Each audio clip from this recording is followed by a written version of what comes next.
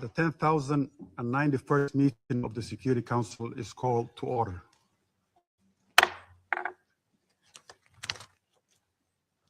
The provisional agenda for this meeting is the situation in the Middle East. The agenda is adopted.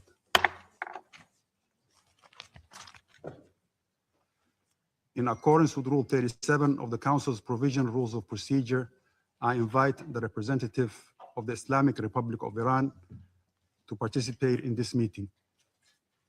It is so decided. In accordance with Rule 39 of the Council's Provisional Rules of Procedure, I invite the following briefers to participate in this meeting.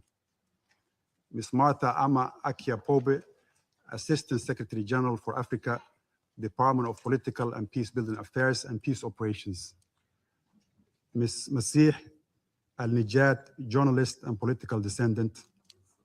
And Mr. Ahmed Batibi, human rights activist and journalist. It is so decided.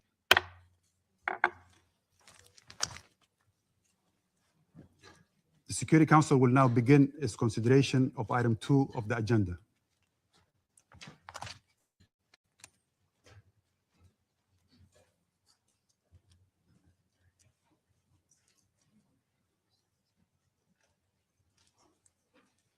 I now give the floor to Ms. Martha Ama Akia-Pobe. Mr. President, for nearly 3 weeks, popular protests in the Islamic Republic of Iran have rapidly evolved into nationwide upheaval, resulting in significant loss of life. Demonstrations started on 28 December 2025 as a group of shopkeepers in Tehran's Grand Bazaar gathered to protest the sharp collapse of the currency and soaring inflation amid a wider economic downturn and worsening living conditions.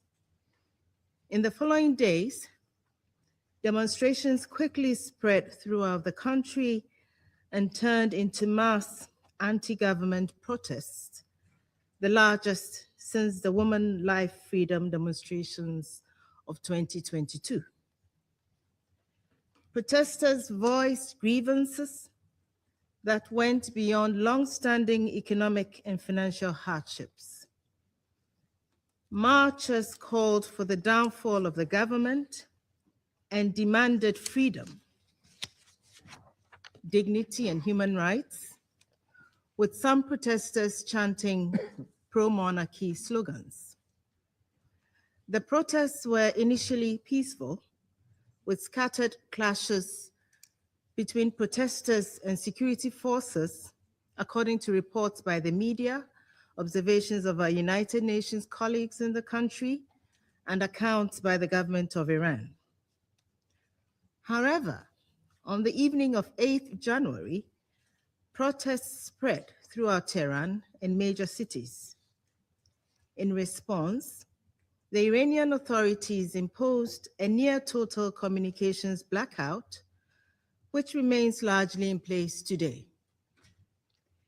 The authorities also ordered university dormitories to be evacuated, erected concrete barriers around city centers, and reportedly used excessive force against protesters. According to media and human rights groups, security forces reportedly killed hundreds or possibly thousands of protesters and bystanders between 8th and 10th January. The United Nations is unable to verify these figures. The government of Iran has stated that it was compelled to act after what it deemed organized terrorists and rioters infiltrated the protests and opened fire on both security forces and demonstrators, aiming to provoke foreign military intervention. It has also blamed these elements for the killing of hundreds of civilians and members of the security forces. Mr. President, The Secretary General has expressed deep concern over the reported excessive use of force in Iran and stressed the urgent need to prevent further casualties. The Secretary General underscored that all Iranians must be able to express their grievances peacefully and without fear. He stressed that the rights to freedom of expression, association, and peaceful assembly enshrined in international law must be fully respected and protected. He further urged steps to restore access to information, including lifting the communications blackout. Human Rights Monitors report mass arrests in Iran in connection with the current wave of protests, with estimates exceeding 18,000 detainees as of mid-January 2026, although the UN cannot verify these figures. We call on the authorities to respect due process and fair trial rights for all detainees. All must be treated humanely and allowed access and visits by their families. In particular, we call on Iran to halt any executions linked to protest-related cases. All deaths should be promptly, independently, and transparently investigated. Those responsible for any violations must be held to account in line with international norms and standards. Mr. President, the situation in Iran is fluid and deeply concerning. Protests continue, albeit reportedly at a smaller scale than last week. In this context, we note with alarm various public statements suggesting possible military strikes on Iran. This external dimension adds volatility to an already combustible situation. All efforts must be undertaken to prevent any further deterioration. The Secretary General remains convinced that all concerns regarding Iran, including those related to the nuclear issue and ongoing protests, are best addressed through diplomacy and dialogue. He urges maximum restraint at this sensitive moment and calls on all actors to refrain from any actions that could lead to further loss of life or ignite a wider regional escalation. Mr. President, the Secretary General reaffirms the principles of the Charter, including the obligation of member states to settle disputes by peaceful means and the prohibition of the threat or use of force in international relations. These principles are not abstract ideals. They are the bedrock of international peace and security. They remain as relevant today as they were when the United Nations was founded. Thank you. I thank Ms. Pope for the briefing. I now give the floor to Ms. Masih Ali-Najad.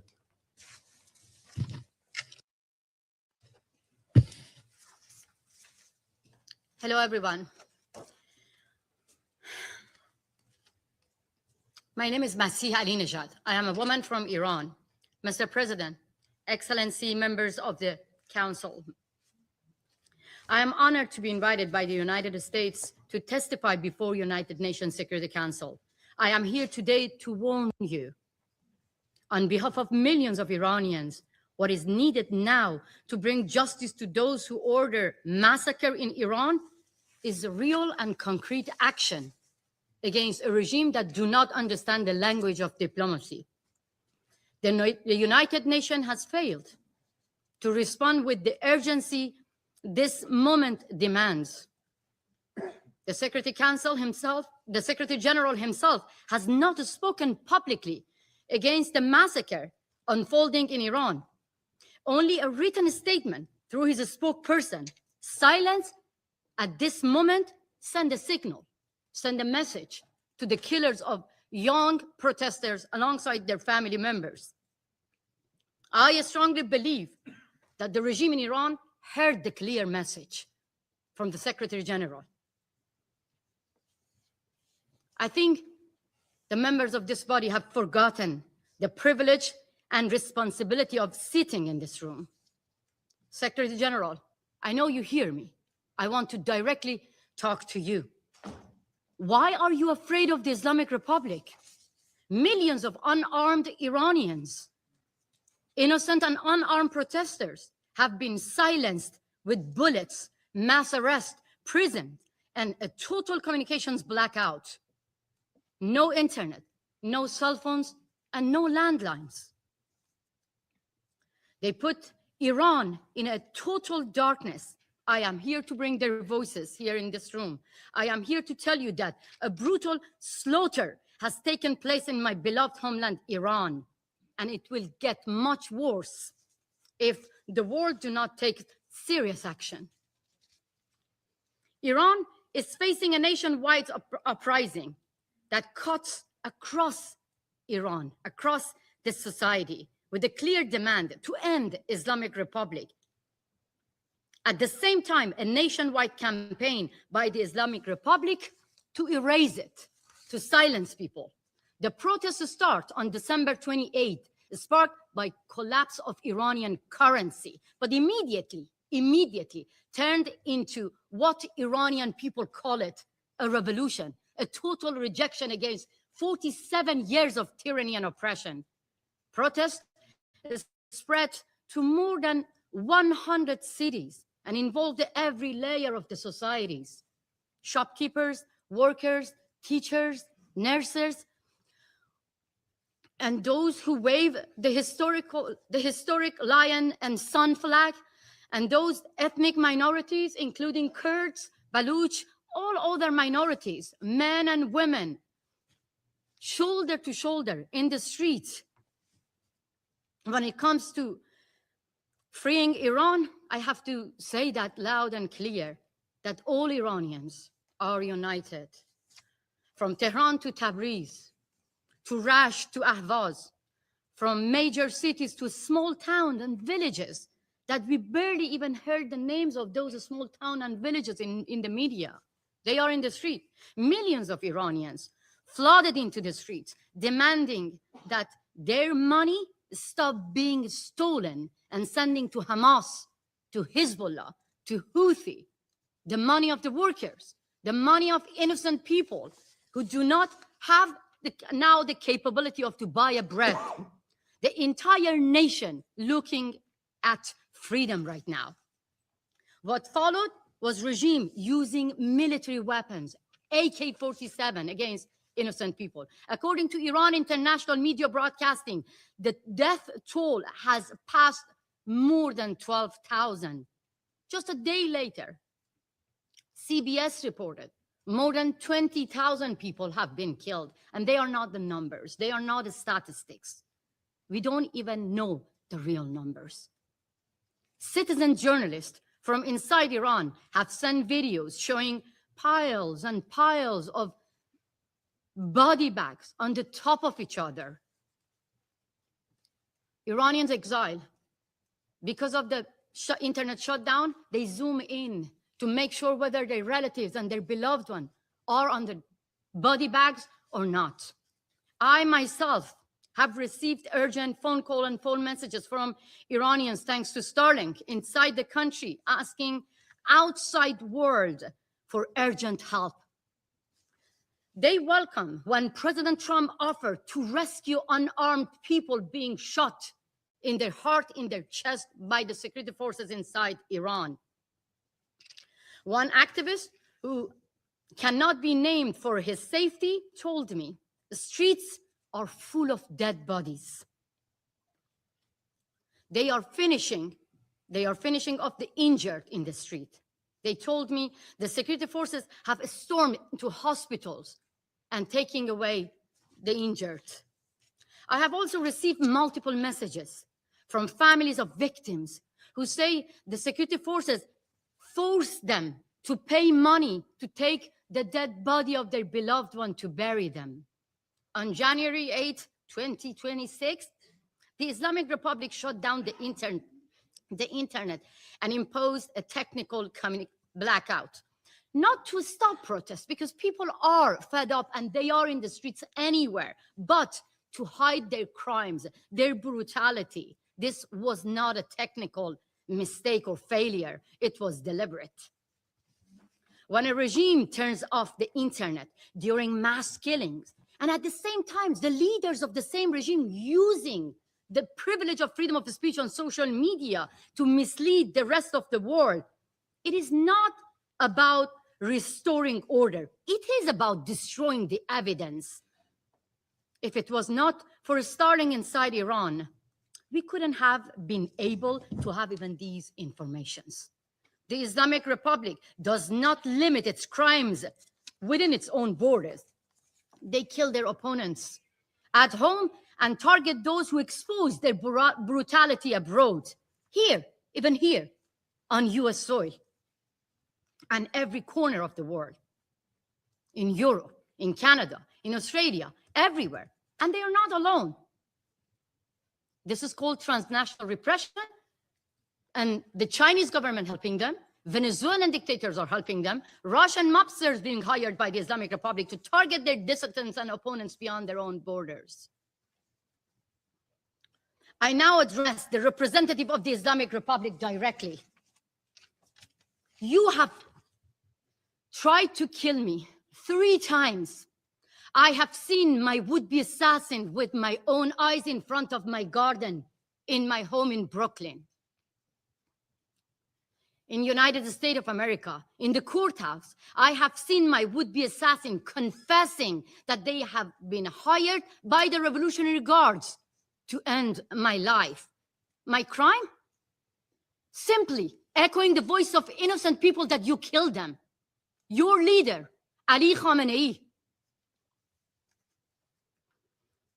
He ordered my killing. He said that American agent who compared compulsory hijab to the Berlin Wall must be killed. I am that woman, and I am not the agent of America. I have agency, but I am thankful to American government and the law enforcement to protect my life. And it was not, if it was not the protection of the law enforcement, I couldn't have been here to testify for millions of people who are facing the same killers, facing the same terrorist regime in my country. Yes, protection matters.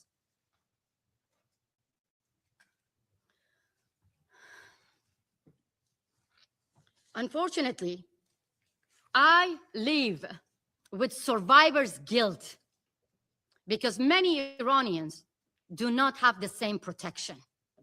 The same IRGC with the same AK-47 killed them in front of the eyes of their family member.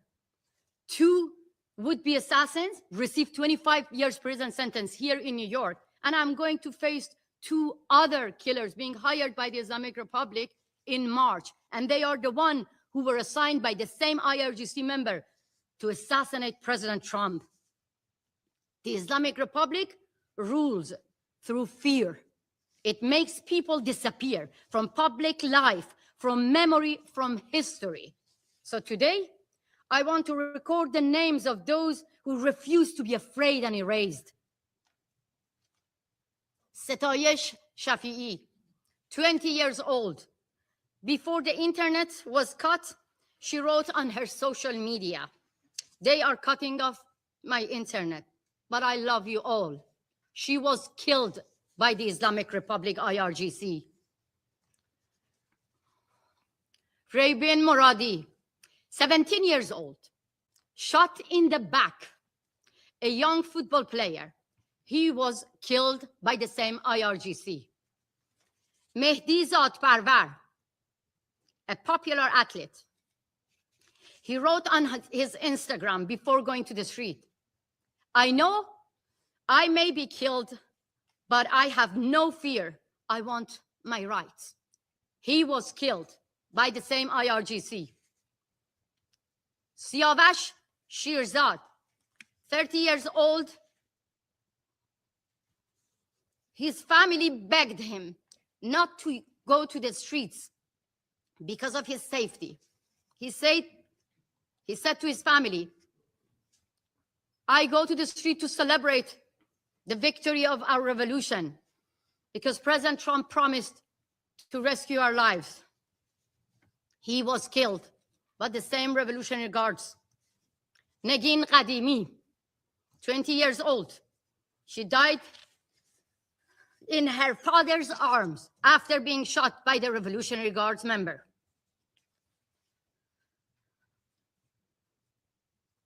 I feel guilty that I don't name the rest. The list of names goes on and on.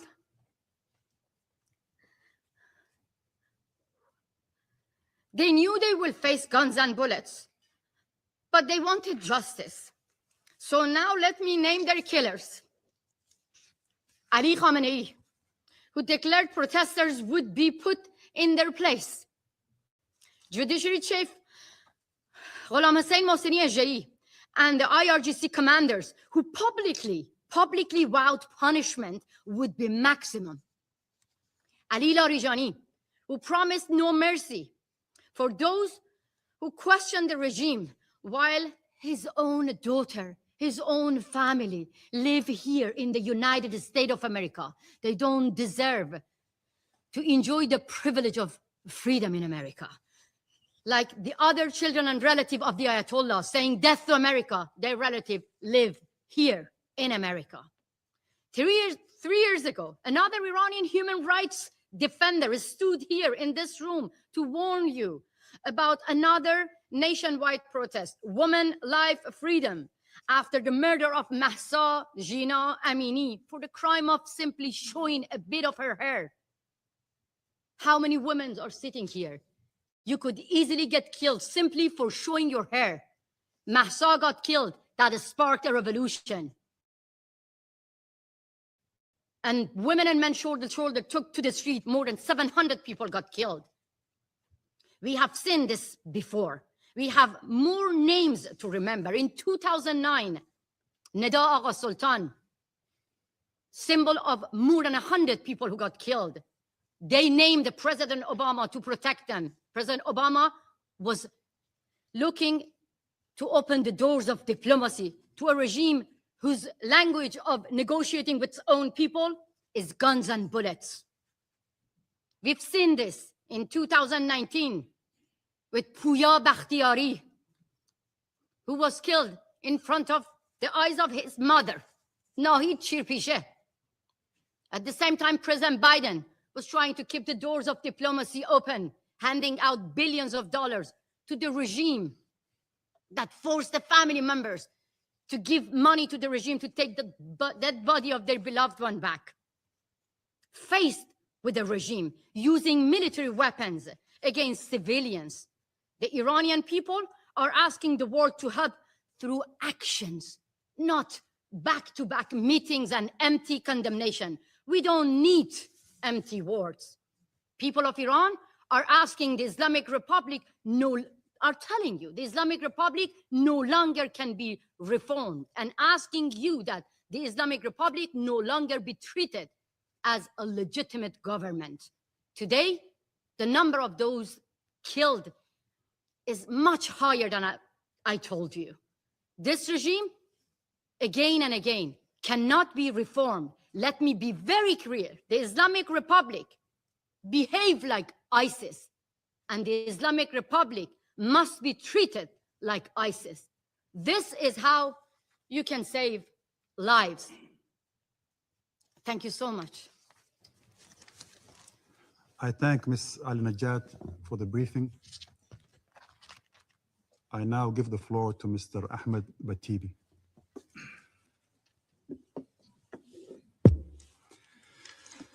Good afternoon, ladies and gentlemen. I have a note here, but I don't want to read from this note. I want to talk from my heart here and share my experience with you when I was in the prison of Islamic Republic. My name is Ahmed Batibi, Iranian-American journalist and human rights activist. A few years ago, when I was a student, the Iranian regime arrested me and sent me to jail for attending a demonstration, exactly that thing we see in the street right now in Iran. And they said that demonstration against the government, Islamic regime in Iran, is fighting with the government, and we are representative of the God, of Allah on the earth. And when you fight with our regime, it means you fight with God. And based of the Islamic rule, Sharia, your punishment is death. They gave me capital punishment. They sent me jail. They kept me 2 years in solitary confinement. They tortured me, many torture, including fake execution. They killed other people and kept me there. I watched them, how they die to torture me. For 3 times they did that. They cut my body and put salt on my body. I can show you, if you do not believe me, I can show you my body right now to see the sign of these cuts. They torture mentally and physically for many reasons. One of the demand they had was bring me front of the camera of state TV to tell to people, I'm a spy of United States. They torture me. I go and say, I got money from the United States, Mossad, Israel, CIA, to run demonstration against the government. I never did that, but they torture me to do that. Exactly same situation we have in Iran right now. If you see the state TV, you see many innocent people. They came in the street, just chant their rights, and the Iranian regime put them in front of the camera, and they say that, yes, we are agent of this Mossad. And right now I'm here. After 1 decade of the prison, I had this chance to escape from the prison. And this country, the United States of America, opened the door in front of me. I come here, I'm safe here, and in front of you, gentlemen, representative of demonic regime in Iran, the Ayatollah's regime. When we are talking about Iranian regime, we do not talk about a normal regime. We are talking about demonic cult. They have their own ideology. They have gun, they have money, and their mission is exporting their ideology to other countries. I don't want to talk about the details, but this is their mission. They have a technique. They have some chief apologists. Their job is coming here and clean the face of the regime, and they wash their bloody hand of the regime, but it doesn't work anymore. I'm here in front of you. You tried to kill me, but you couldn't. You cannot kill all the people. And don't laugh, sir, don't laugh at me, because a day we come top of your head, and you have to go court and answer for all those things you do here today, sir. Don't laugh at me. Don't laugh at me. 2 days ago, I was talking to someone who worked for government. He said that in the media, you see that they say 12,000 people died just during these days we have demonstration. That's correct. But the accurate number is much, much more than that, because the Iranian regime buried the people, the dead people, without any identification. They do not give chance to their family even go and get their body, and they bury them in unknown cemeteries. The number of dead people is much, much more than this. I was talking to an activist in Iran. He said that many of those people right now killing people in the street, they are Iranian regime proxy forces. Hashd al-Sha'bi from Iraq, Hezbollah from Lebanon, Fatimiyun or I don't know, Zainabiyun, they are Afghan people. He said that many of these people shoot us. They cannot even talk Farsi, and they talk Arabic with Iraqi accent.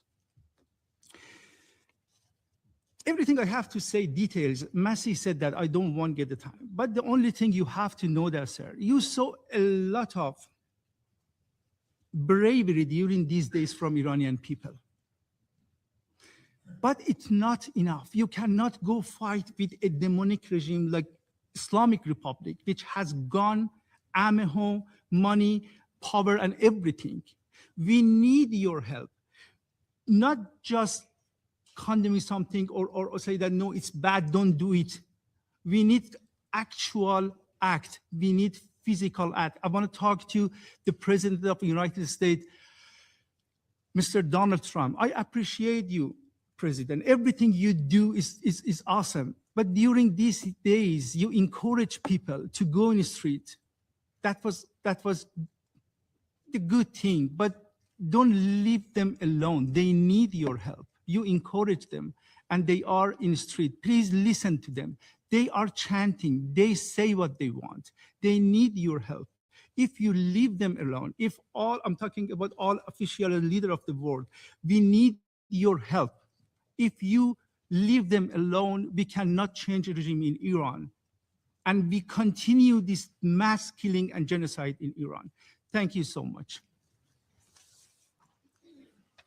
I thank Mr. Batibi for the briefing. I now give the floor to those council members who wish to make statements. I give the floor to the representative of the United States. Thank you, Mr. President, for chairing today's important meeting. And thank you to our briefers, both of whom have been personally targeted for assassination, both of whom have been tortured at the hands of this brutal regime. Thank you for your courage. Thank you for your strength, and for coming today to speak on behalf of the Iranian people. Colleagues, let me be clear. The level of violence, the level of repression that the Iranian regime has unleashed on its own citizens, its own people, has repercussions for international peace and security. You're going to hear today that it doesn't, that it's an internal matter. Absolutely wrong and false. This demands this council's attention. The people of Iran are demanding their freedom like never before in the Islamic Republic's brutal history. Unarmed, peaceful people who love their country are taking to the streets in pursuit of their legitimate aspirations for a better future. Well, this is our message. President Donald J. Trump and the United States of America stands by the brave people of Iran, period. And regardless of its excuses, and you will hear many today from the Iranian regime and from its friends, the regime is solely responsible for the economic misery of the Iranian people and the repression of their freedom, and they will be held accountable. The estimates of the numbers of protesters killed by the regime so far range from the thousands to the tens of thousands. Although visibility into the totality of the violence has been obscured deliberately by the regime's nationwide internet blackout. Why has the internet been shut down for weeks? Why have the phone lines been cut? Why are commercial satellite communications being jammed in a very sophisticated manner? We've had a complete blackout. No internet, no phones, nothing. Only thanks to the Starlink system do we even have some window, a limited window, into the atrocities that are ongoing. Well, President Trump has been clear. He will not, nor should the international community, tolerate innocents being slaughtered in the streets. Since 1979, for decades, the regime has posed a threat to peace and security in the name of a religious ideology. The regime calls for death to America and the annihilation of Israel. Even as its own citizens cannot afford the very basics, food, drinking water, very basic medicines, it spends billions to develop its nuclear and ballistic missile programs to threaten its neighbors in the world and its support of terrorism. Well, from its inception, the regime has been the world's #1 state sponsor of terrorism, so declared year after year, bringing uncountable, death and suffering to innocents from Beirut all the way to Buenos Aires, while its rulers have become rich off of oppression and misery meted upon the Iranian people. The Iranian regime has also been a serial human rights abuser from its very first day in power. And as you heard today, young women like Mahsa Amini have been murdered for daring to uncover their hair in public, while religious minorities have been subjected to the most severe persecution. These abuses have been documented right here by this body, have been documented at length by the United Nations, have been documented by the Secretary General's own regular reports on the situation of human rights in Iran, the most recent of which was released just last year in 2025. Colleagues, in addition to the gross human rights abuses, in addition to its illegal march towards a nuclear weapon, in 1979, the regime we now know, led by Ayatollah Khomeini, gave support to radical students who attacked the United States Embassy in Tehran, took over 50 Americans hostage, and held them in captivity for over 400 days. That was followed by the bombing attack on the United States Embassy in Beirut, killing 17 Americans and scores of Lebanese civilians, followed by the supported and direction of terrorists who drove 2 trucks filled with explosives into U.S. and French barracks in Beirut, killing 241 American soldiers and 58 French military personnel, all part of a multinational force invited by the Lebanese government. It's responsible for the deaths of over 600 American service members and countless others in Iraq. Bottom line is Iran's partners and proxies with Iranian weaponry, documented by the United Nations Yemen panel of experts, have repeatedly attacked our partners in the Gulf and attempted to damage global energy infrastructure.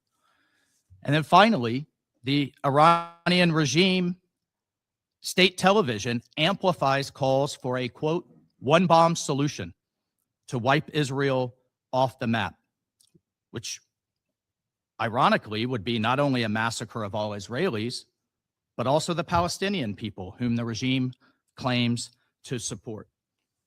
In 2011, the regime attempted to assassinate the Saudi ambassador to the United States in Washington, D.C., but luckily the attempt was thwarted. And further, the regime has continued to plot assassination attempts against the President of the United States, against President Trump, and other senior U.S. government officials, in addition to those who dare speak out living here in the United States. Colleagues, Iran has destabilized the Middle East for decades. It has supported and enabled Hamas's brutality, its hostage-taking, its heinous October 7th attacks. It has funded Hezbollah. It has funded the Houthis, Iranian-aligned militia groups in Iraq, including Kataib Hezbollah, have attacked the United States and the region again and again. It's backed the brutal Assad regime, and at every turn, the regime has put terrorist proxies in other nations before the welfare of its own citizens. And as a result of the regime's actions, putting money in the pockets of terrorists, funding its nuclear and missile programs instead of the basic needs for the people of Iran, Iranians have had enough. The regime's dereliction of duty to its own citizens is what has put the Ayatollahs in the positions they are in today, with hundreds of thousands, if not millions, protesting in the streets after decades of neglect and abuse. So everyone should ask themselves, everyone sitting here today, how many people are dead? How many people are wounded, maimed, and abused in the Middle East, in Israel, in Gaza, in Syria, in Lebanon, Yemen, Iraq, even Venezuela, because of the regime's support for terrorism. It's the largest state sponsor. And I would like to address the allegation put forward by the regime that these inspired protests are somehow a foreign plot to give a precursor to military action. Everyone in the world needs to know that the regime is weaker than ever before, and therefore is putting forward this lie because of the power of the Iranian people in the streets. They are afraid. They're afraid of their own people. Iran says it's ready for dialogue, but its actions say otherwise. This is a regime that rules through oppression, through violence, and through intimidation, and has destabilized the Middle East for decades. Well, enough is enough. We all have a responsibility to support the Iranian people and to put an end to the regime's neglect and oppression of the Iranian nation. Colleagues, let me be clear. President Trump is a man of action, not endless talk like we see at the United Nations. He has made it clear all options are on the table to stop the slaughter. And no one should know that better than the leadership of the Iranian regime. Thank you, Mr. President. I thank the representative of the United States for the statement. I give the floor to the representative of Liberia.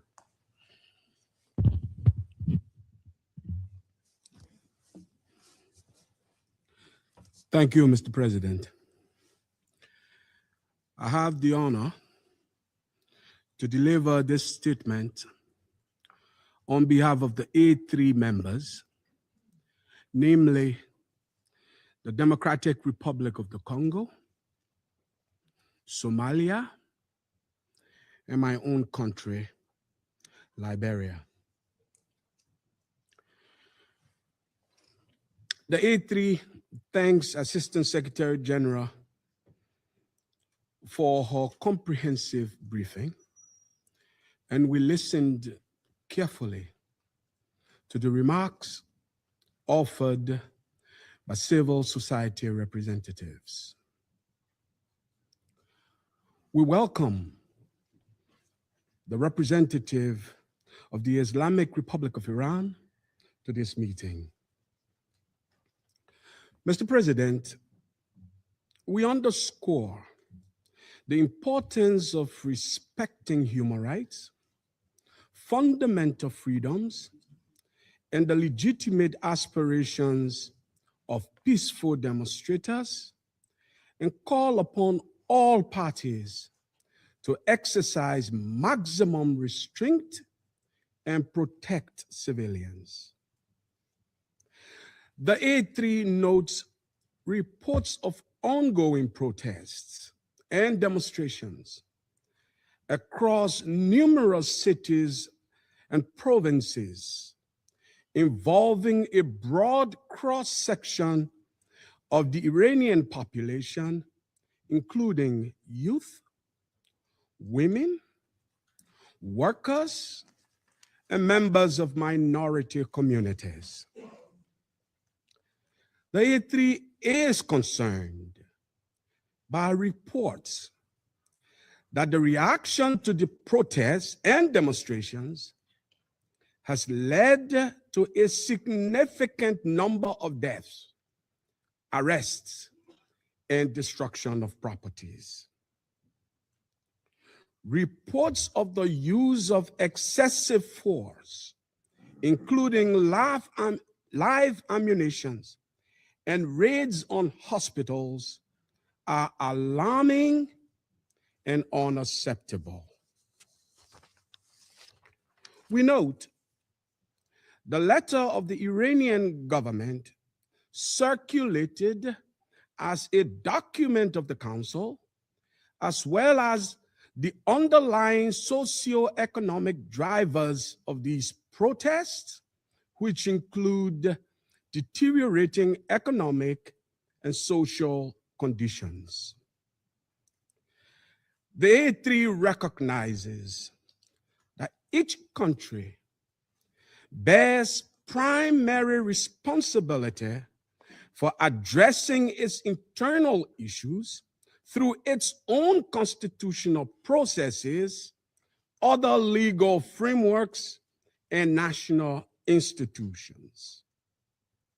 However, we underscore the primacy of the Charter of the United Nations and relevant international obligations, and emphasize that the protection of civilians must remain paramount under all circumstances.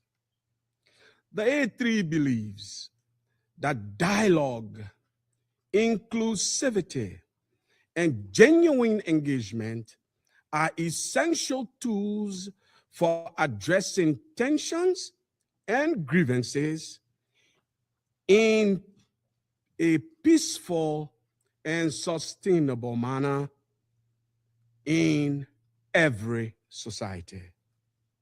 Therefore, we encourage all actors in Iran to exercise maximum restraint and to seek peaceful, constructive, and inclusive dialogue with full respect for the rule of law, the rights of citizens, and the protection of civilians.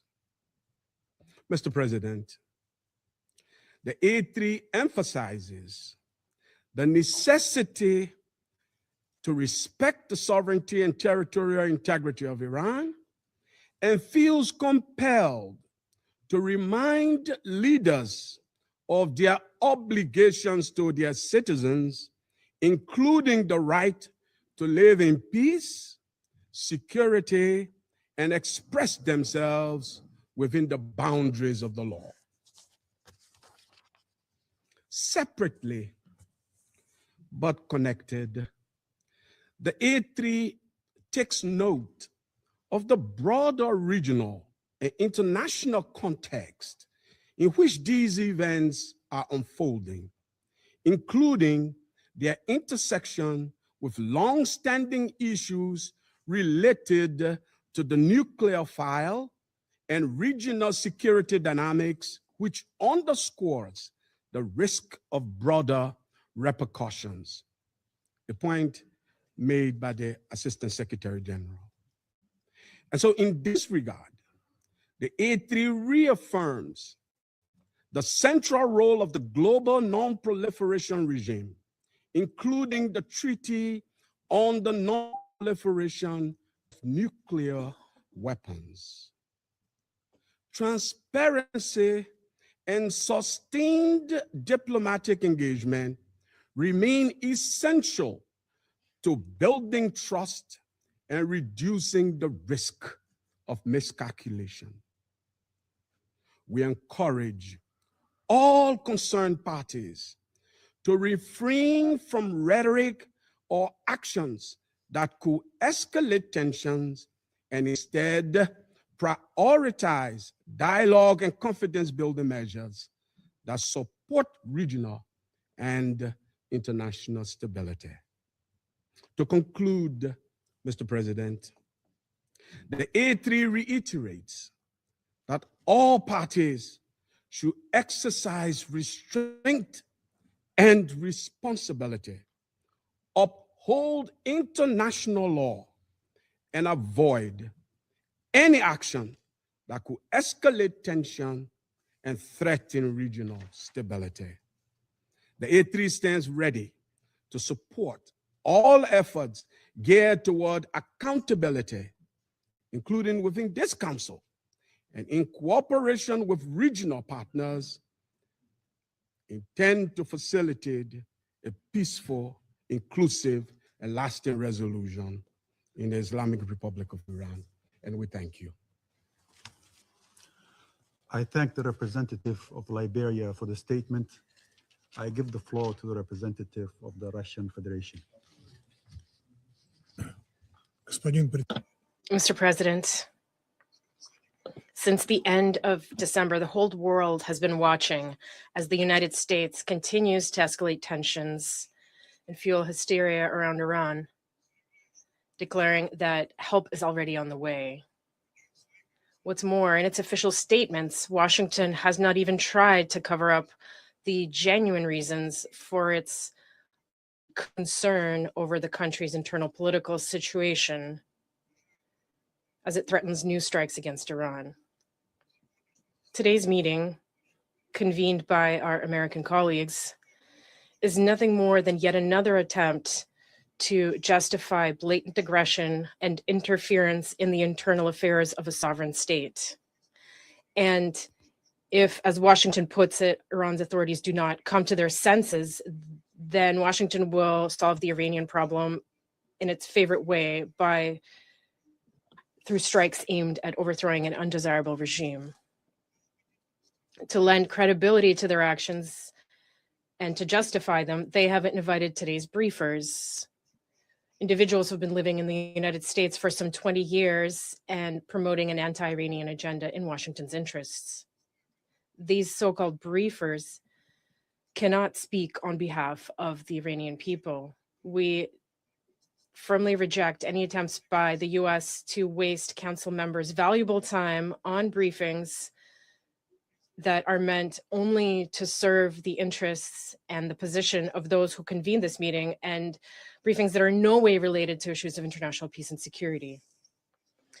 What just took place overall was nothing more than a circus, an embarrassment, a cheap show that is unbefitting of members of the council. Mr. President, we have carefully studied the letters circulated in the Security Council in recent days from the Iranian mission. We express our solidarity with the people of Iran and mourn all innocent victims. We see that hostile external forces are attempting to exploit the current situation in order to overthrow a government they find objectionable and destroy the Islamic Republic of Iran as a sovereign and independent state. At the same time, we note that the authorities in Tehran have declared and reaffirmed their commitment to their international obligations, including respect for human rights and ensuring conditions for the peaceful expression of public opinion, while at the same time fulfilling their inherent duty to protect citizens' lives, public order, and the country's territorial integrity. As far as we can tell, the protest momentum has begun to subside and the situation is gradually normalizing. The government of Iran has taken the necessary steps to stabilize the economic situation and has established a constructive dialogue with the public in order to address any emerging issues. Mass rallies have taken place in the Islamic Republic of Iran in support of the country's supreme leader and its independent course. The Russian Federation is convinced that today's meeting of the Council should be approached through the lens of its mandate to maintain international peace and security and uphold international law, and not through the lens of Iran's internal political affairs. Violations of the aforementioned norms and principles in the current situation are obvious. They include the extremely dangerous and irresponsible rhetoric employed in recent days by US leadership, which has gone as far as openly calling for the takeover of state institutions in Iran and threats to assist the protesters. Such statements amount to nothing other than incitement to violently overthrow the constitution of the state. They are a gross violation of paragraphs 4 and 7 of Article 2 of the UN Charter, which prohibit the threat or use of force and establish the principle of non-interference in the domestic affairs of states. Mr. President, what is happening on the streets of Iran in recent days has gone far beyond peaceful protest. There have been documented cases of firearms use, killings of law enforcement officers as well as civilians, arson attacks on medical facilities and public institutions, as well as attacks on emergency service facilities. These actions cannot be covered up by the pretext of freedom of expression or protecting human rights. What is happening in Iran is yet another example of the use of tried and tested methods for a color revolution in which specially trained armed provocateurs transform peaceful protests into senseless violence, riots, destruction of public property, and brutal killings of police officers, state security personnel, and peaceful protesters, including children. As we have already seen repeatedly in a number of states, all these actions are either directed or supported by external forces that are interested in a so-called regime change. In the present situation, these external forces are not even bothering to conceal their involvement in violent actions, especially given that the President of the United States has openly called on protesters to take over Iranian state institutions. The US and its cheerleaders are actively exploiting the economic and social difficulties faced by ordinary Iranians, difficulties caused by unlawful sanctions pressure imposed on Iran by Western states. They're using this to inflame public tensions and destabilize the domestic political situation. The current situation is clearly in line with Washington's declared policy, one supported by its allies, of maximum pressure on Tehran in order to advance their own political interests in the Middle East. They are using every means available to achieve this. And this includes not only unlawful unilateral sanctions imposed in circumvention of the Security Council and in blatant violation of the UN Charter, but also unceremonious blackmail of other states by increases in trade tariffs. Our Western colleagues are not above using the Security Council as a tool to promote their delusional agenda. A striking example of this is the attempt by the UK, France, and Germany to create the illusion of reinstating anti-Iranian Security Council resolutions through the purported triggering of the snapback mechanism envisioned in Resolution 2231 of the Security Council. Their justification for this relied on Western states' fabrications about some sort of threat to international peace and security posed by Iran's peaceful nuclear program. And this is despite the fact that the IAEA Director General has never reached such conclusions in his reports on the matter, nor found evidence of diversion of nuclear material to military purposes. And the entire crisis surrounding the implementation of the JCPOA was provoked by Washington's unilateral withdrawal from the nuclear deal in 2018. Nevertheless, the EU3 continues to promote its baseless narrative and deepen divisions within the Security Council. What is most concerning is Washington's aggressive course towards the use of military force and threats of its use against Iran. We condemn such actions, no matter what arguments are used to justify them, as a gross violation of international law and the UN Charter. We strongly urge the hotheads in Washington and other capitals who seem to be contemplating a repeat military venture to come to their senses and avoid a repetition of the tragedy of June 2025, when US-Israeli aggression nearly resulted in a major nuclear catastrophe with inevitable humanitarian and environmental consequences. We demand that the United States and its like-minded partners refrain from further reckless steps, including those involving nuclear facilities. They should rather focus on providing solid assurances against further confrontation and resume joint efforts to find potential solutions. This includes addressing unfounded concerns regarding Iran's peaceful nuclear program. All of this should be done on the basis of international law and seeking a balance of all stakeholders' interests. Our country stands ready to assist this in every possible way. Mr. President, the Russian Federation decisively condemns all forms of external interference, incitement to violence, and threats of use of force against the friendly nation of Iran. We call on the conveners of today's meeting to stop making themselves out to be a global judge and put an end to their escalatory actions. Your actions risk plunging the region into even bloodier chaos that could easily spill beyond its borders. And a separate appeal to our colleagues on the Council and all UN member states. We call on them to prevent a new large-scale escalation and ensure that the Security Council is not used to justify unlawful regime change scenarios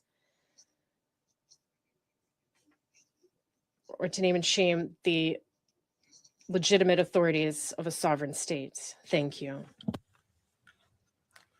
I thank the representative of the Russian Federation for the statement. I give the floor to the representative of Greece.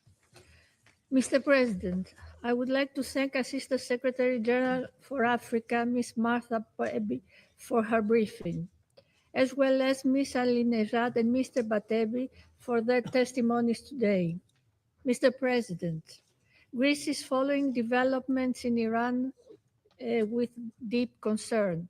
The continued escalation of violence and the use of force against protesters, the loss of human life, among them children, and the widespread arrest are utterly condemnable.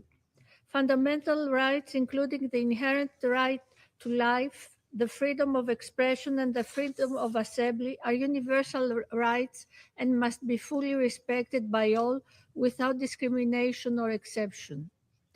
Any form of violent repression is unacceptable, and this all the more true when it results in the loss of life.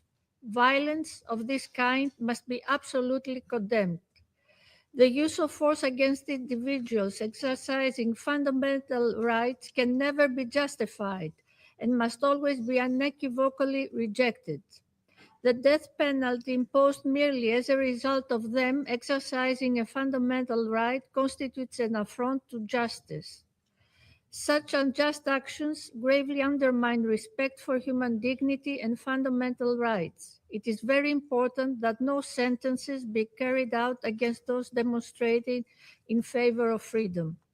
Mr. President, colleagues, at the same time, Greece recalls that full respect for international law and for the Charter of the United Nations remains paramount.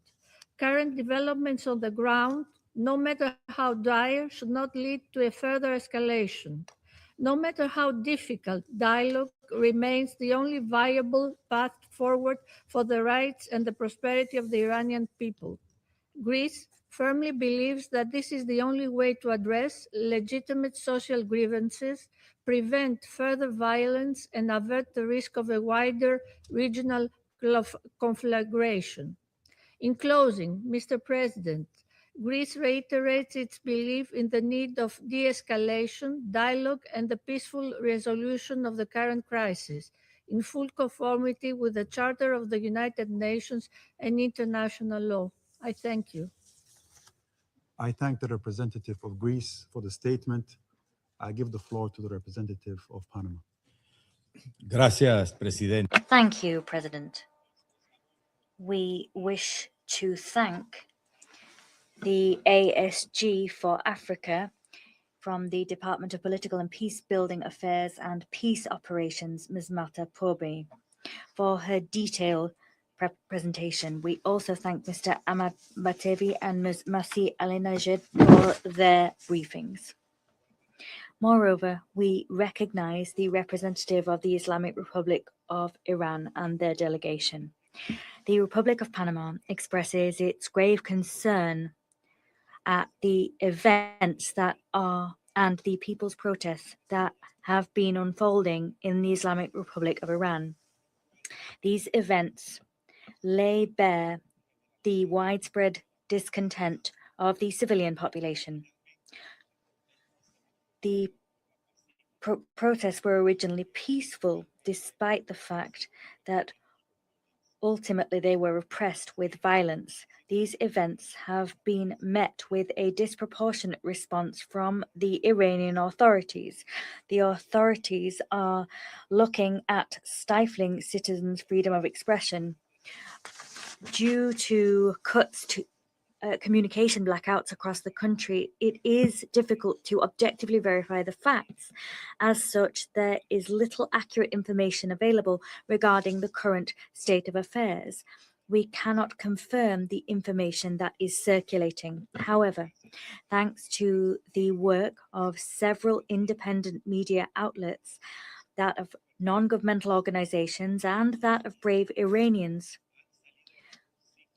concerning figures have emerged. According to these reports, to date, the number of fatalities could stand at 2,000 or more, and a considerable number of people have been wounded or detained. Against this backdrop, concerns begin to arise, legitimate concerns indeed, at the possibility that the government may use summary trials and executions against those detained during national protests. With this in mind, Panama rejects any type of execution where the accused has not been offered the right to defense and due process in accordance with international law. These guarantees can never be selectively applied, nor can they be applied with double standards. Many detainees could meet such a fate, this in flagrant violation of all due process and of the fundamental rights protected by international law and enshrined in the UN Charter. President, rights to the freedom of expression, association, and peaceful assembly, as enshrined in international law, must be fully respected and protected by all states. Recent protests are the consequence of the wearing down of a regime which is economically and socially exhausted. They are also the consequence of the actions of the regime itself. These actions have gradually worsened the day-to-day lives of Iranians and have specifically affected Iranian women and children.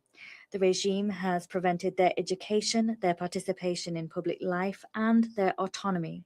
Episodes in recent years have already laid bare the fact that there is a need to guarantee women's legitimate right to exercise their fundamental rights in a safe and dignified fashion. However, it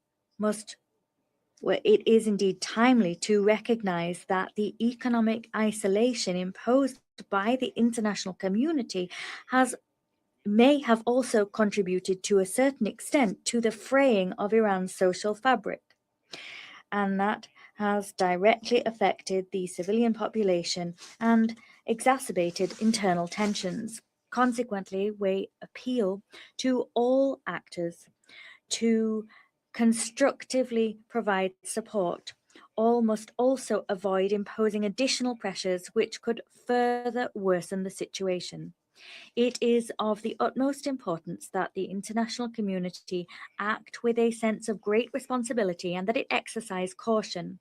It must endeavor not to create adverse effects through their actions, which could have unpredictable consequences and further burden the already heavily tested Iranian population or serve to escalate tensions. This will see us ensure that the cure administered is not worse than the original illness. We urge the Iranian authorities to immediately put an end to and avoid all violent or disproportionate actions against the civilian population. The Iranian authorities must urgently facilitate a constructive forum for peaceful dialogue. Moreover, we encourage measures which guarantee access to information and communications, including the restoration of services that have been interrupted. This is because transparency is a fundamental prerequisite to generate trust and to prevent a further escalation of tensions. It is vital that human rights be respected. Citizens' safety and security must be guaranteed, and the legitimate demands of society must be heeded if we are to restore stability in the country. Thank you. I thank the representative of Panama for the statement. I give the floor to the representative of Pakistan. President, I thank Assistant Secretary General Martha Pobie for her briefing on behalf of the Secretariat. Let me also note the importance of objectivity and competence as regards the briefings by a civil society for an informed discussion. And needless to re-emphasize here the respect for decorum of this council. President, we have been carefully observing developments in Iran and the region in recent days. New threats to regional peace and stability are emerging at a time of heightened tensions and thus remain a serious cause of concern. Iran is an immediate neighbor of Pakistan and a brotherly country. The people of our two nations share deep-rooted historical, friendly, cultural, and religious bonds. We hope for an early normalization of the situation in Iran and express support for all diplomatic efforts aimed at regional peace and stability. A stable and peaceful Iran is in the interests of Pakistan, the region, and beyond. We have full confidence in the wisdom of the Iranian people and leadership rooted in their rich culture, ancient civilization, history, and resilience to address all challenges. President, the fundamental principles and objectives of the United Nations Charter are inviolable and sacrosanct. The UN Charter prohibits threat or use of force against other states' territorial integrity or independence, or to interfere in matters essentially within the domestic jurisdiction of states. Any external interference in the domestic affairs of states is inconsistent with international law and principles of the UN Charter. We strongly believe that all disputes must be resolved through peaceful means and in accordance with international law. Continued hostilities, use of force, and unilateral actions will only take us further away from the resolution of core issues and cause unnecessary humanitarian suffering. The threat or use of force would only aggravate the situation and undermine regional and international peace and stability. All parties must exercise restraint, act responsibly, strictly stay within the bounds of international law, and eschew any action that will be detrimental to regional and international peace and security. Diplomacy and dialogue should be the guiding principles for achieving negotiated settlement of all contentious issues in accordance with the rights, obligations, and responsibilities of the parties concerned. Pakistan has consistently advocated the primacy of diplomatic engagement and the imperative of avoiding confrontation and conflict in a region already beset by tensions and volatility. We sincerely hope that the situation in Iran will soon return to calm and normalcy, free from any internal turmoil or external pressure, and all relevant parties will return to the negotiating table to find a lasting solution to their differences based on mutual respect and understanding. I thank you. I thank the representative of Pakistan for the statement. I give the floor to the representative of China. President, I thank ASG Poby for her briefing and welcome the participation of the representative of Iran at today's meeting. China and Russia have made their position clear to all council members regarding the United States invitation of the relevant briefers. Recent developments in Iran have drawn widespread attention.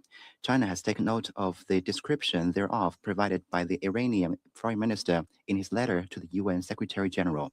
For some time now, the United States has continued to make statements on the situation in Iran and has openly issued threats of the use of force against Iran. As a result, clouds of war are gathering over the Middle East and the tensions in the region continue to escalate. China has always advocated adherence to the purposes and principles of the UN Charter and international law. We oppose the use or threat of force in international relations, oppose imposing one's will upon other countries, and oppose any regression of the world to the law of the jungle. Sovereign equality and non-interference in internal affairs are basic principles of international law and the most fundamental norms governing modern international relations. Iran is an independent sovereign state.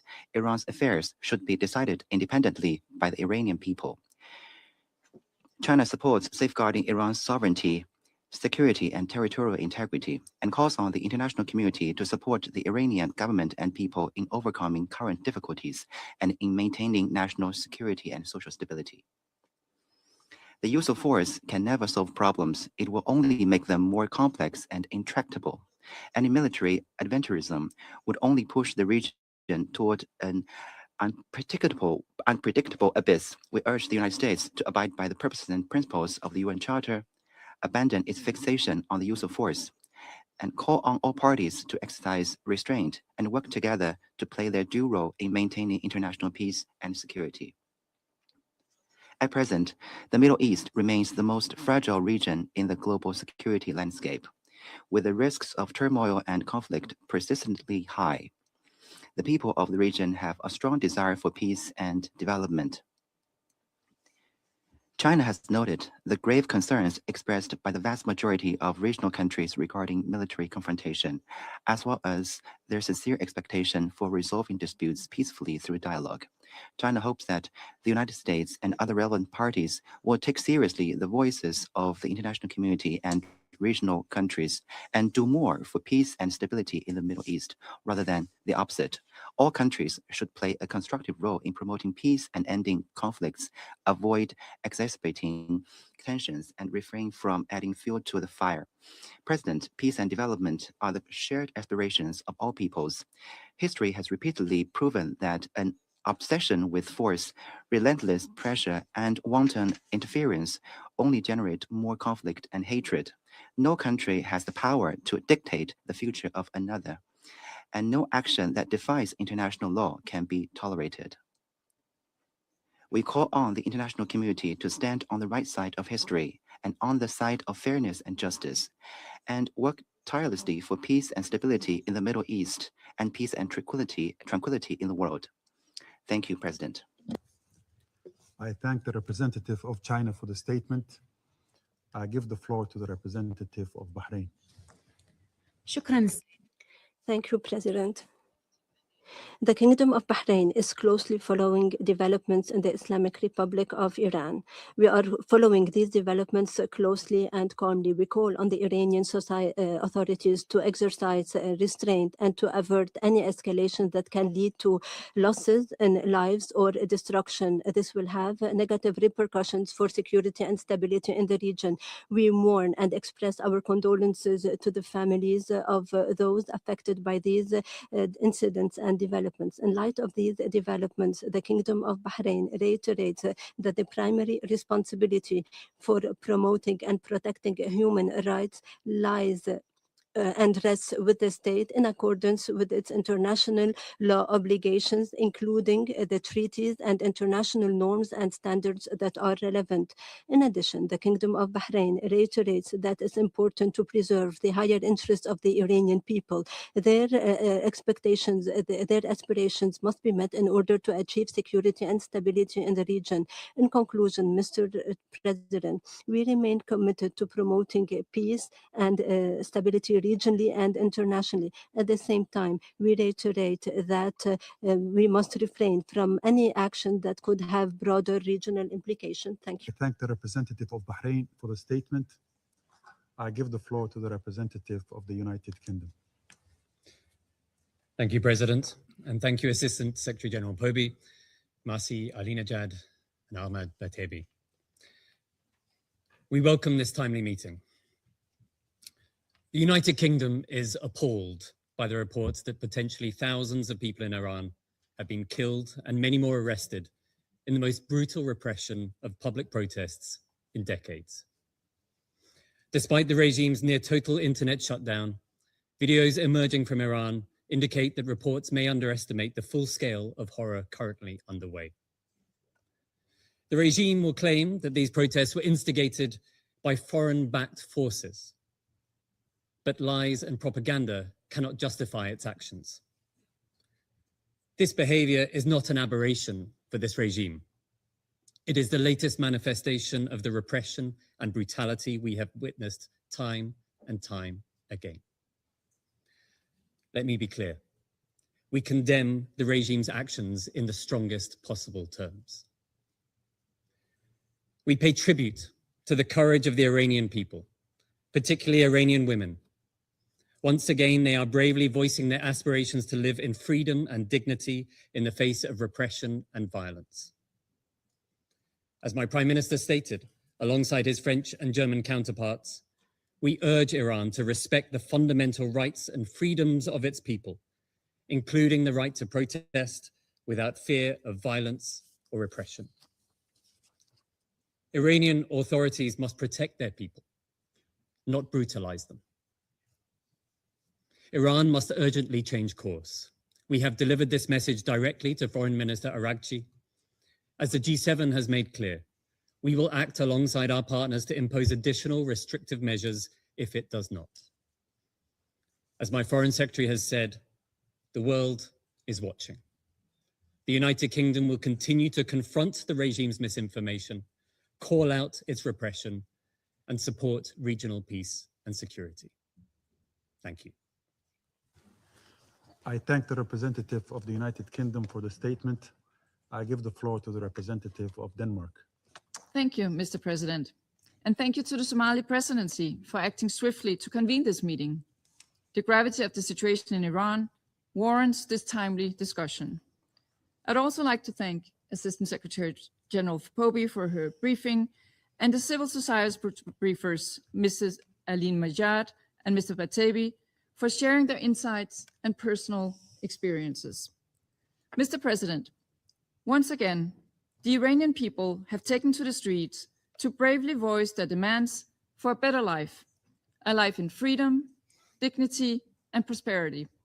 And once again, they have been met with sheer brutality and ferocious violence.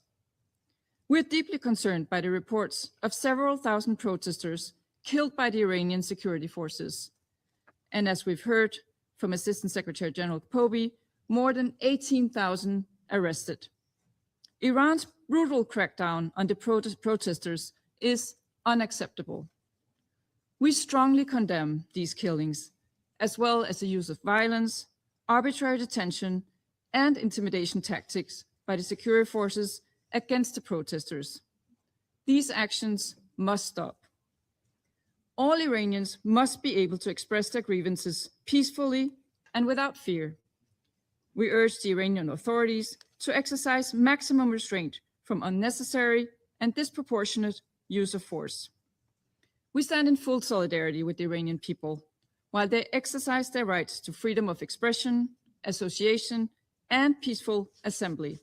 We call on Iran to comply with its obligations under international human rights law and to ensure unhindered access to information and communication, including access to the internet for all Iranians.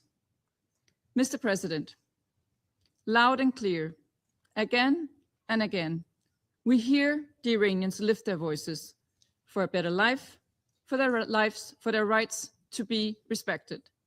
For too long, the leaders in Tehran have not heeded this call. The time has now come for the government of Iran to finally listen, to respond to the will of its people through peaceful means. We urge them to start today. I thank you. I thank the representative of Denmark for the statement. I give the floor to the representative of Colombia. Gracias, señor. Thank you, Mr. President, for convening this briefing. I wish to convey my gratitude to Assistant Secretary General for Africa. I also thank the briefers for their statements. Mr. President, Colombia reaffirms, as it has done historically within this organization, and as it has also done since its very first day as an elected member on this council, we reaffirm that our position will always be guided by international law and the principles enshrined in the United Nations Charter, as well as by a commitment to peace, the peaceful resolution of disputes, the respect for sovereignty, and the non-interference in internal affairs of states, as well as by the need for the respect for human rights, which are applicable in all contexts without exception. The freedom of expression, peaceful assembly and association are universal rights. They are enshrined in international human rights law, and that law must apply without exception. It cannot be watered down or relativized. These freedoms must be guaranteed throughout the world. No differentiated treatment can be applied, and the above is a vital prerequisite for legitimacy, peace, and democracy. The systematic nature of repression, criminalization, and censorship as a response to the free exercise of the right to protest are unjustifiable in any circumstance. Moreover, they constitute grave violations of human rights and they weaken the very foundations of the rule of law. Against that backdrop, we are gravely concerned by the events which are unfolding in Iran, including the use of the death penalty and other forms of repression as a response to peaceful demonstrations. We are also alarmed by the use of expedited legal proceedings, which do not guarantee due process. This is in flagrant contradiction with international obligations. Moreover, we are concerned by censorship and restrictions on information. Consequently, in our view, the safe access of international press and the restoration of the internet must be guaranteed immediately.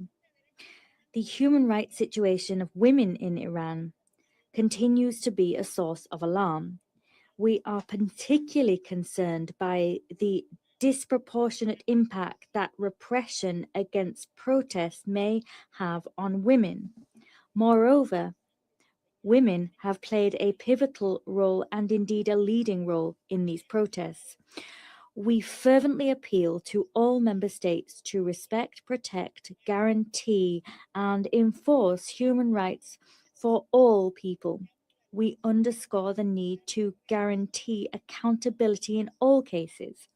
This in order to prevent impunity and to guarantee access to justice and reparation for victims. Mr. President, it is of paramount importance to mitigate tensions and to avoid actions which may fan the flames of confrontation. Moreover, my country emphasizes the need for restraint. Any rhetoric or action which aims to escalate the situation, including the threat of the unilateral use of force, brings with it grave risks for stability. To the stability in a region already marked by a high degree of volatility. Such actions could also imperil international peace and security. To conclude, my country insists that it is only inclusive dialogue, a dialogue which involves all strata of Iranian society, that can offer a sustainable solution. Lasting solutions cannot be imposed through force. Rather, these solutions are built through peaceful, participatory, and nationally led processes. In view of the grave nature of the situation, it is incumbent upon this Council to keep their eyes trained on events and to guarantee the protection of civilians, the full respect of human rights and fundamental freedoms, and accountability for violations perpetrated. Thank you. I thank the representative of Colombia for the statement. I give the floor to the representative of Latvia. Thank you, President. Let me thank Assistant Secretary General Pobe for today's briefing. And I would like to thank Ms. Alinejad and Mr. Batebi for sharing their very personal and courageous testimonies. The Islamic Republic of Iran has once again launched a war against its own people. It is killing innocent Iranians. As we sit here today, hundreds of thousands of brave Iranians, exhausted by repression and economic deprivation, are standing for their freedom. On the streets across the country, they demand basic rights and human dignity. And these demands are met with brutality, violence, and censorship by the regime. The failing Iranian regime is trying to hide its crimes behind the total telecom and internet blackout, but it is not possible to hide the truth. Iran's state forces are killing protesters by the thousands. They are arresting and torturing Iranians to suppress and intimidate their own citizens. Latvia stands in solidarity with the people of Iran, claiming their legitimate rights to live their lives and decide their future freely. And we demand the Iranian authorities to immediately stop the killings, and all detained protesters must be released. All unjustifiable court sentences and threats of execution must be seized. For decades, the Iranian regime has been playing a destabilizing role across the Middle East and beyond. It continues to pursue its illegal nuclear program. It has persistently avoided re-establishing credible, verifiable cooperation with the IAEA. The regime has supported, financed, and armed various proxy forces and terrorist groups, including Hamas, Hezbollah, Houthis. This has gravely undermined regional security and prosperity. The continued material support of the Iranian regime to Russia's war of aggression against Ukraine is despicable. Iranian weapons and technology are used to destroy also Ukrainian cities and commit atrocities against the Ukrainian people. Because Iran has chosen to supply and support the aggressors, while its own people have been driven to despair. Mr. President, for far too long, the Iranian regime has posed an unacceptable threat to global peace and security, and we condemn in the strongest possible terms the brutal actions of the regime and reiterate our support to the brave Iranian people. And I thank you. I thank the representative of France, of Latvia for the statement. I now give the floor to the representative of France. Merci, Monsieur. Thank you, Mr. President. I thank Madam Assistant Secretary General Martha Pobi, as well as Ms. Masih Alinejad and Mr. Ahmad Batebi for their briefings. We meet today to discuss the situation in Iran, and the briefings we have just heard have portrayed the extreme gravity of what is happening right before our eyes. Since December 28th, unthinkable state violence has been unleashed against protesters who have mobilized across Iran in order to peacefully express their legitimate aspirations for dignity, freedom, and respect for their fundamental rights. The innocent victims of this repression now number in the thousands.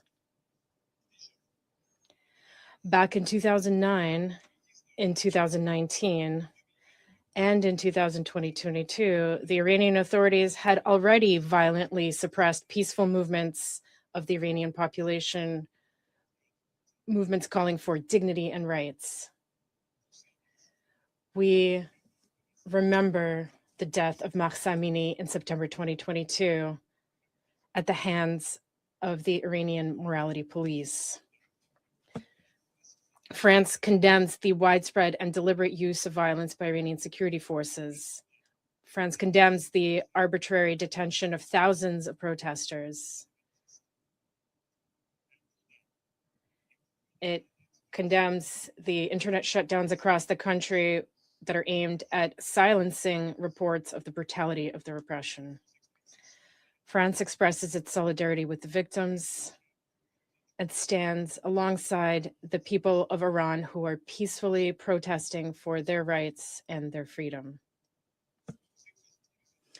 We urge the Iranian authorities to comply with their international obligations and respect the fundamental rights and freedoms of the Iranian people, in particular freedom of expression, the right to information, and freedom of peaceful assembly. The President of the French Republic, Emmanuel Macron, has already spoken out in this regard. The Minister of Foreign Affairs stated this plainly to his Iranian counterpart, and the Iranian ambassador in Paris was informed of this in the clearest possible terms when he was summoned to the Ministry of Foreign Affairs 2 days ago. We also reiterate our call for the immediate and unconditional release of all arbitrarily detained prisoners in Iran. as well as the suspension of the death penalty. We call for a rapid convening of a special session of the Human Rights Council to address the situation in Iran and to task dedicated mechanisms with investigating human rights violations. President, given the scale and brutality of the repression, the international community and the Security Council cannot look the other way. It is for the Iranian people and them alone to decide their destiny. But our collective responsibility is to denounce the violence and repressions to which they're being subjected as they express their legitimate aspirations. As the President of the French Republic recalled, respect for fundamental freedoms is a universal requirement. The brutal denial of this requirement by the Iranian authorities constitutes both a violation of the responsibilities of the state towards its population and an additional factor threatening regional international peace and security. The vigilance of this council is all the more justified given that the situation carries a very worrying risk of escalation. Iran, as we know, continues to endanger regional security through the support it provides to non-state armed groups affiliated with it. It continues to defy the international non-proliferation regime by pursuing a threatening ballistic missile program, as well as a nuclear program whose peaceful nature the International Atomic Energy Agency has not been able to verify. Mr. President, with its European and G7 partners, France stands ready to impose additional restrictive measures on individuals and entities involved in the repression of protests in Iran. France calls on the Council to not turn its eyes away from what is happening in Iran. It calls on all its members to urge Iranian authorities to respond to the legitimate aspirations of their population and put an end to the violence and bloody repression directed against the protesters. Thank you very much. I thank the representative of France for the statement. I now give the floor to the representative of Islamic Republic of Iran.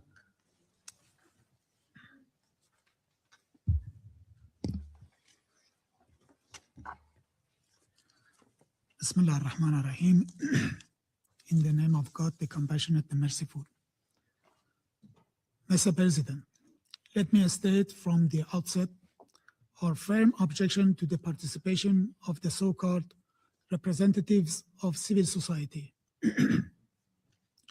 I must be absolutely clear. Both briefers imposed by the representative of the United States regime under this false label do not represent Iran's civil society. They represent the political agenda of the United States and Israeli regimes. They have lived outside Iran for more than 2 decades and have consistently engaged in incitement to violence and promotion of extremist and terrorist activities, including advocating and facilitating the use of lethal force against law enforcement officers. Their presence here is therefore neither legitimate nor credible, and it fundamentally undermines the integrity of this discussion. It is shameful that the United States regime transferred this esteemed body to a scene for theater and show, for baseless accusation and statement. This is in line with the United States regime in dismantling and disgracing the United Nations system. If you want to look for a case, the killing of innocent lady in Minnesota last week and nationwide crackdown can be brought here with the testimony and with the briefers. And please teach them the meaning of briefing. The briefing is different from the personal statement and accusation. Please do not sell them to the world as representatives of Iran's civil society. Their acts and statements regarding Iran are far from civil, and they have long divorced from Iran's society. They amplify the Israeli-American foreign agenda. They are both on Mossad's payroll in accordance with undeniable evidence. We have taken note of the briefing provided by ASG. Regrettably, her briefing was one-sided and not grounded in factual evidence. Mr. President, I wish to extend my deepest condolences and sympathy with a heavy and grieving heart to the brave people of my country and to the families of many victims. In recent weeks, Iran has lost numerous innocent civilians and devoted members of its security and law enforcement forces. Many of our young people were brutally murdered in acts of extreme violence resulting from the atrocities committed by ISIS. Many of our police officers sacrificed their lives in the line of duty to protect civilians and preserve public order. I speak today on behalf of a nation in mourning. It is deeply regrettable that the representative of the United States regime who requested this meeting has today resorted to lies, distortion of facts, and deliberate misinformation to conceal his country's direct involvement in steering unrest in Iran to violence.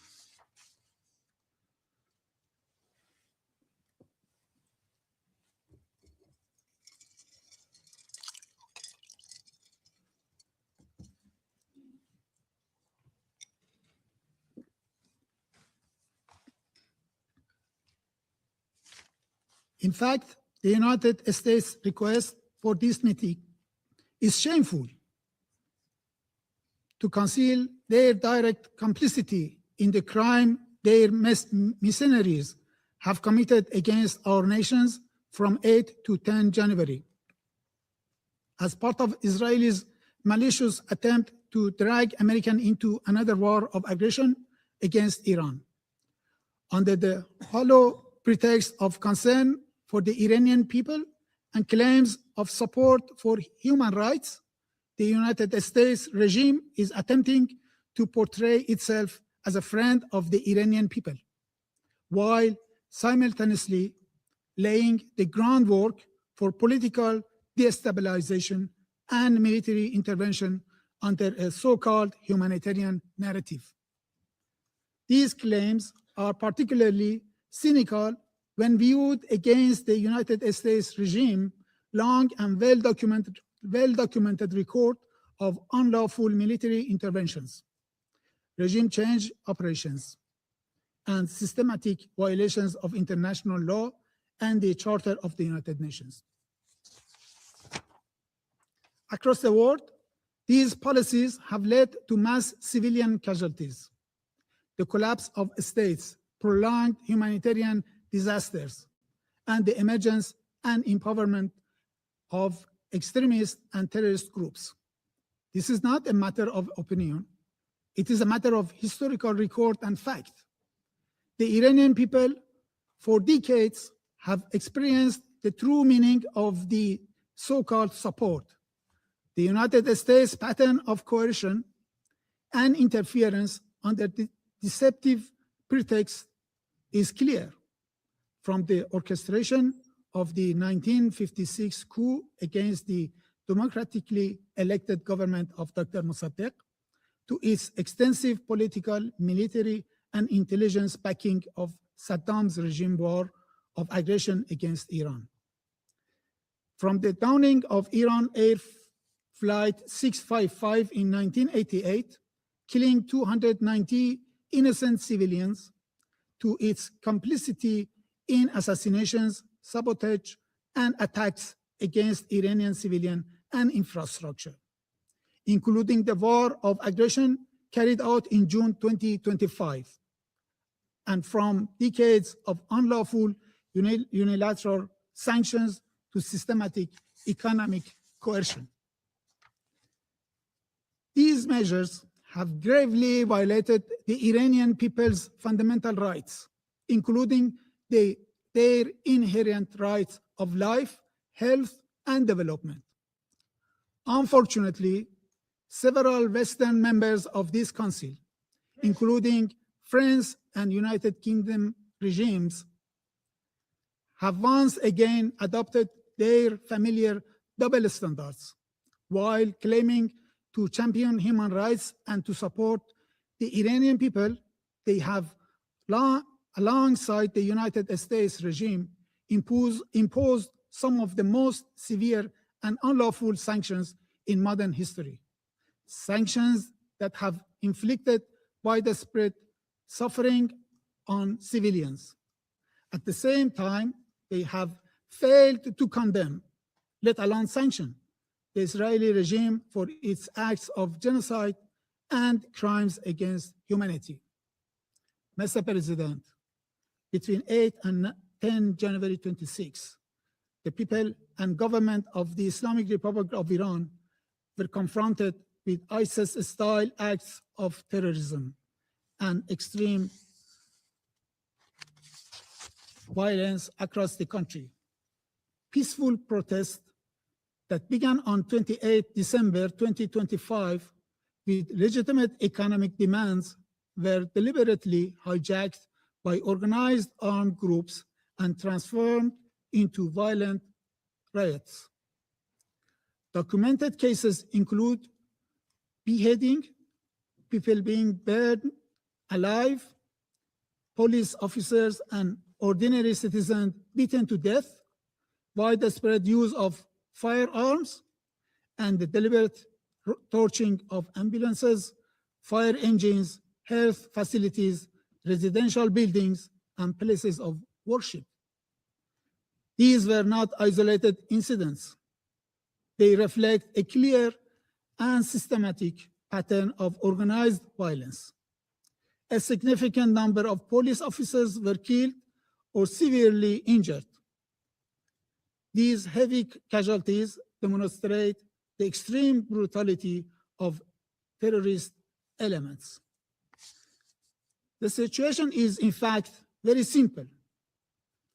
The United States regime and its accomplices, particularly the Israeli regime, cannot evade responsibility for the innocent blood that has been shed in my country. Unable to achieve their objectives through the 12-day war of aggression against Iran in June 2025, they have now sought to pursue the same goals through political destabilization, internal unrest, and chaos.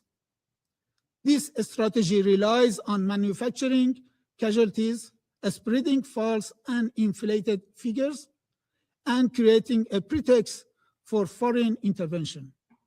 It is a familiar script, one that has been used repeatedly from Iraq to Libya and to Venezuela.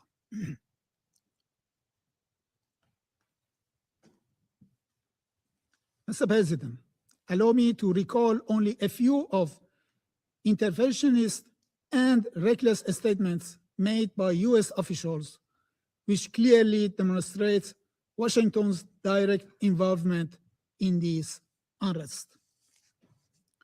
On 29 December 2025, during a joint press conference with the Prime Minister of Israel regime, the President of the United States regime declared, If Iran continues with its missile program, yes, I support a strike.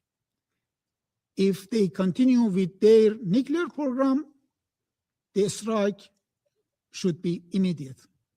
He further threatened, we are going to have to knock them down. We'll knock them down, we'll knock the hell out of them. On 2nd January, former US Secretary of State Mike Pompeo openly acknowledged the presence of Mossad agents among the rioters. I quote the same wording he used in his message in X. Happy New Year to every Iranian in the street, also to every Mossad agent beside them. End of the quote. On 3rd January 2026, the President of the United States regime stated, we are locked and loaded and ready to go. On 10 January 2026, Senator Lindsey Graham publicly incited violence action, stating when President Trump says, make Iran great again, it means protesters in Iran should defeat the Ayatollah. On 12 January, the White House spokesperson confirmed that President Trump would not be hesitant to use military force against Iran. On the same day, Senator Graham declared, I quote, Iran's leadership must be destroyed. This is the best opportunity since 1779 to change the Middle East. On 13 January, the US president stated, and I quote, Iranian patriots, keep protesting, take over your institutions, help is on its way.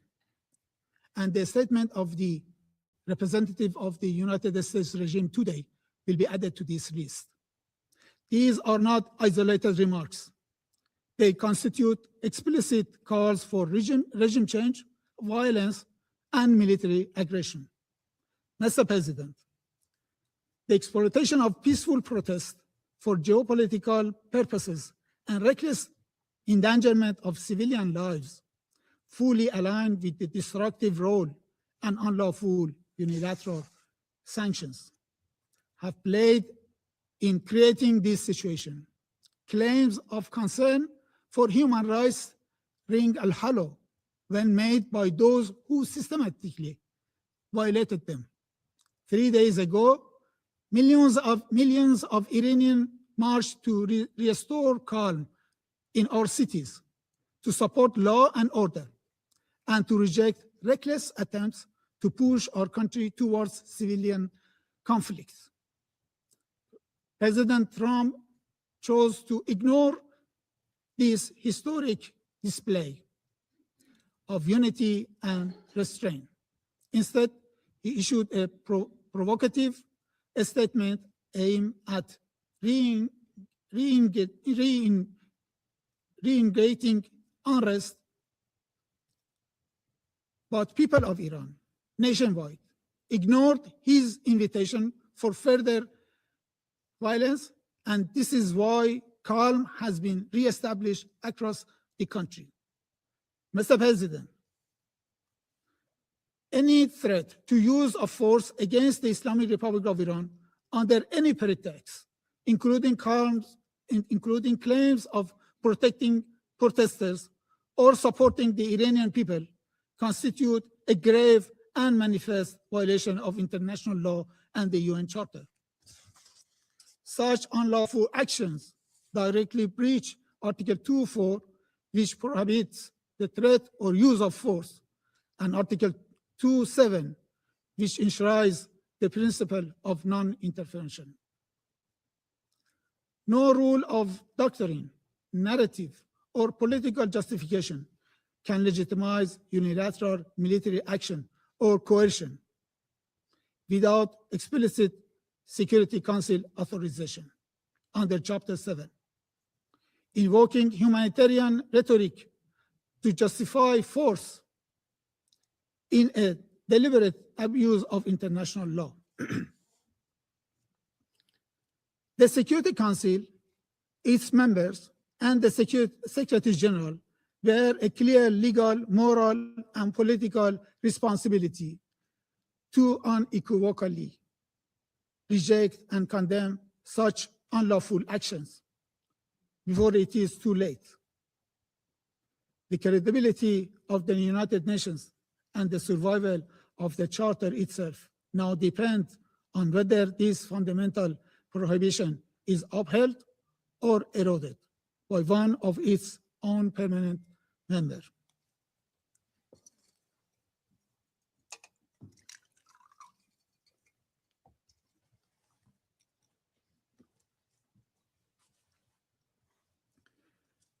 Mr. President, Iran seeks neither escalation nor confrontation. However, any act of aggression, direct or indirect, will be met with a decisive, proportionate, and lawful response under Article 51 of the Charter. This is not a threat. It is a statement of legal reality. Responsibility for all consequences will rest solely with those who initiate such unlawful acts. Mr. President, the government of the Islamic Republic of Iran remains fully committed to its human rights obligations, including the right to peaceful protest. It has exercised maximum restraint while fulfilling its duty to protect its people and preserve public order. However, the incitement to violence, encouragement of internal destabilization, and explicit threat of military action against a sovereign member states constitute a threat to international peace and security within the meaning of Article 39 of the Charter. In conclusion, Mr. President, we categorically reject all politically motivated accusations made today against my government. The facts on the ground contradict the fabricated narratives presented by the United States regime and its allies at this meeting. US fabrications of the senseless killing of protesters neither reflects reality on the ground, nor would it whitewash Americans' crimes against the great people of Iran. The allegation that the government of the Islamic of Iran has killed peaceful protesters is quite distortion of the facts on the ground. What the Iranian security forces did confront firmly and responsibly were armed ISIS-style terrorist cells and violent separatist groups funded and armed by a few foreign entities, including the Israeli regime.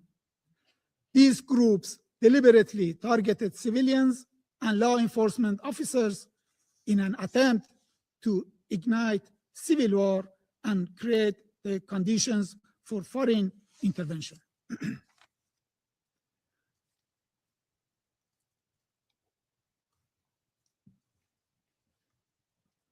The claim that internet restrictions were imposed to conceal harm to our own people is equally false.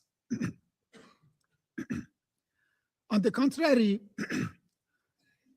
temporary limitations were necessary to protect Iranian nation from evil operations that foreign agents, including Israeli one, are conducting against the safety of the nation. It was also absolutely vital to prevent huge cyber attacks against Iran and its infrastructure, and to disrupt communications among terrorist networks, coordinating terror operations from within our cities. I thank you, Mr. President. I thank the representative of the Islamic Republic of Iran for the statement. There are no more names inscribed on the list of speakers. The meeting is adjourned.